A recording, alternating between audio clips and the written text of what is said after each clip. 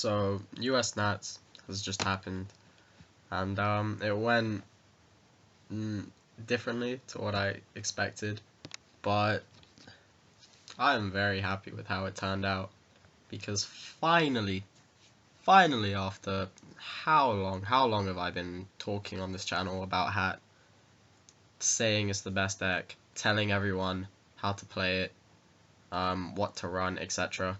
Finally, people have started to catch on. Not necessarily because I'm voicing it, but just in general, their builds and their playstyle agree with my commentary on the deck. So, firstly, Hat is finally being recognized as not only a legitimate deck, but one of the best, if not the best deck, this format, considering that the upcoming format is pretty much going to be the same as the last one. Finally, like, people were saying so much nonsense, saying, oh, the deck auto loses to Gear Gear. No, it doesn't. The deck is absolutely fine with Gear Gear. So what? You can't run over the armor. Who cares? Like, either they eventually have to start playing, and when they do your back row response to their back row, unless they have a billion things to throw into you, then you're perfectly fine to win the grind game. And like their deck isn't Dragon Rulers. They can't just spam a bunch of beers without regarding card advantage. Eventually they run out of things that they can throw at you. And even if they do manage to establish something, unless they have a Dweller or a Deep Prison or something, you're going to be able to counter the things that they have established through the hands. So the matchup is completely fine. Saying, oh, the deck is too fair. No, the deck isn't too fair. The deck is completely fine. It has means of breaking apart established boards. No, it isn't too fair. Have you read the hands? Hands are reborn Tengu, but they can destroy things. Sanctum is the best trap in the game. Too fair. Like, Mamelio is a Stratos that makes your Soul Charge dead. Like, too fair, yeah. What else? Like, I'm just glad that Hat is being recognized as a contender in this format, because it is, and I've been saying this for the longest time. I mean, I've been saying it since April when the hands were announced. When I said that the hands would go well with Artifacts and Mamelio, I posted it as soon as the hands were announced. It's obvious that the deck is going to be a contender. Like,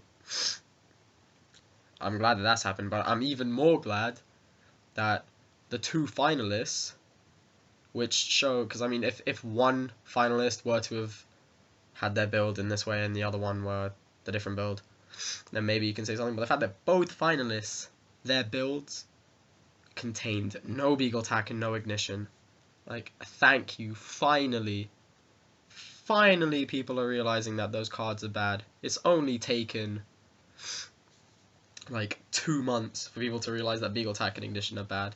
They don't do anything. Like, you can go watch my video on it. I already have a video on it, but most of you watching this have probably already seen it. You should know why they're bad. They're bad, and no one played it out of the two finalists. Obviously other people played it, but those people didn't get as far. Great, because you're putting rubbish cards in your deck, which means your deck is less good at doing what it does, which is just grinding things out, controlling the pace of the game. No Beagle Tack, no Ignition. Thank you. Like, that was the best thing. Like, me, Karako Kimachi were just sat on Facebook, like, waiting to see the lists. And we were like, oh, they'll be playing Beagle Tack and Ignition, obviously. It's America, of course. And, no. There were none. Like, Beagle Tack and Ignition were not in the builds of the two finalists. So, thank you. Like, took forever. It's better that way. If you're obsessed with Beagle Tack and Ignition, like, oh, they're needed, no. Play it without. The deck's better without. So yeah, finally, like I'm just ecstatic with how that went. I'm overjoyed because not only has Hat done well, very, very well, Hat did shockingly well, which is a testament to how good the deck is, that it dominated Top Cut, absolutely dominated Top Cut, through its various variants. To be fair, it wasn't all just straight Hat. There were some like Fire Fist variants and Curry Bandit variants and stuff like that. But the fact that the core deck itself did so well, thank you. It's a testament to how good the deck is, which is what I've been saying for, a few months, a couple months, I don't know. For a long time I've been saying that this would be the case. Yeah, I'm just very happy with how things went. And now people will start playing with the knowledge that Hat is the real deck. You'll start playing lances and things like that. The day that people play Forbidden Lance will be the day that I know I've done my job as a YouTube person. Because think about it, like, if for all the times where they would attack fearing a D prison and stuff like that, they have the lance, they're fine.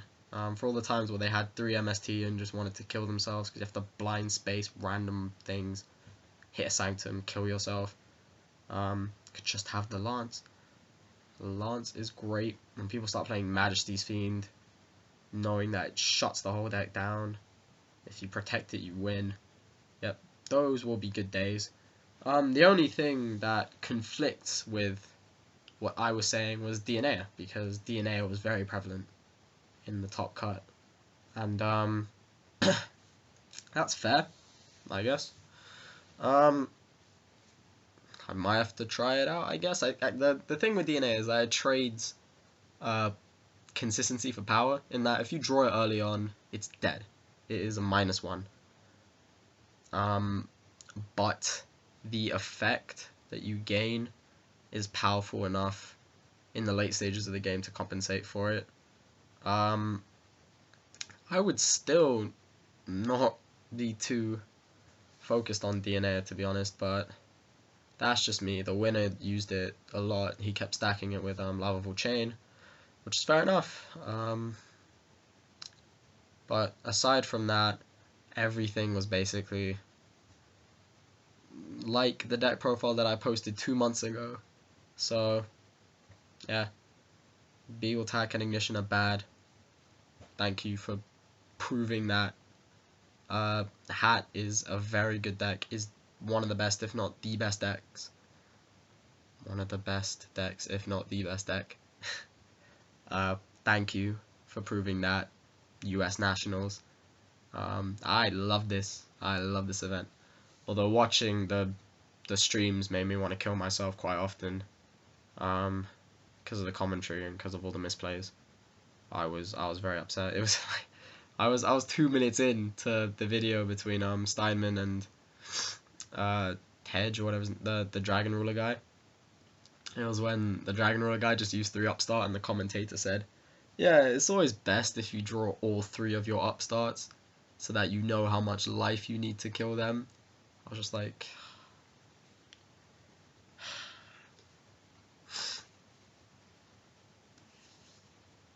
that was 2 minutes in. So I waited through about like 6 hours of that sort of footage. But yeah, whatever. It is what it is. I'm happy. I'm a happy guy. And yeah, finally people are realizing that Hat is good. Finally people are realizing that Beagle Tack and Ignition are bad. So it'll be interesting to see how this affects the game. If anything, Hat becomes a lot better under the ban list because of the reduction in Gear's power, but also because of the change to the first turn mechanic. Hat really doesn't care if it loses that 1 card. Really doesn't care if it goes first.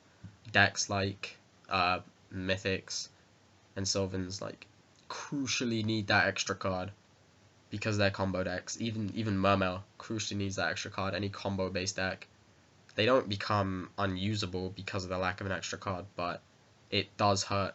Even something like Bujin and Gear, where they are one card focused decks, they aren't combo decks, they still get a hit in power, because if they don't hit that one card that they need, then the lack of an extra card really shows.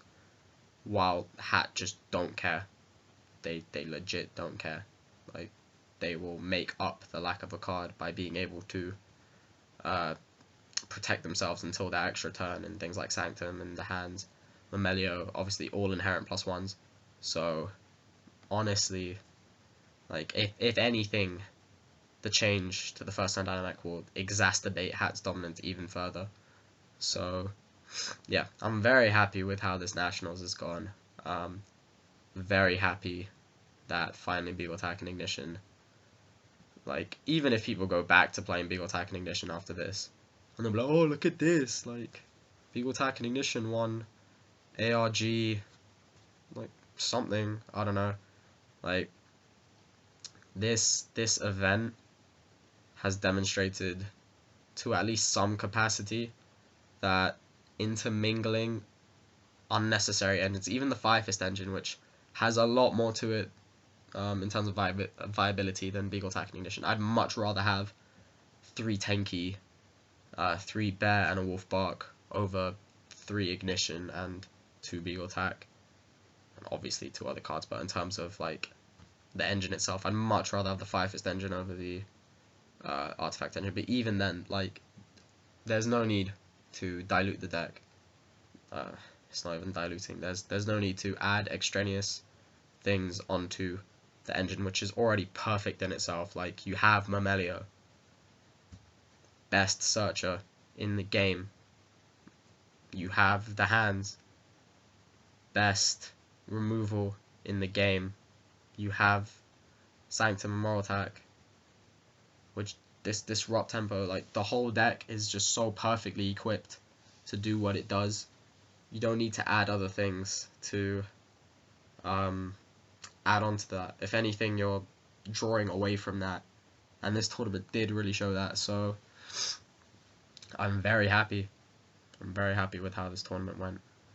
But yeah, in terms of where from here, I think that, I don't know, people will start playing Lance. It's only a matter of time before people start playing Lance. Like, Lance is legit one of the best cards in the game right now. I'm not even kidding. Like, in every deck I'd play Lance, just because it does Wiretap's job against most decks. Granted, obviously it doesn't stop Sanctum, but even if you play something like Light Swans or Sylvans, the Lance, you can still get value out of it just because of the damage interaction. But against all the other back row heavy decks, Lance is so good. And that's for many decks.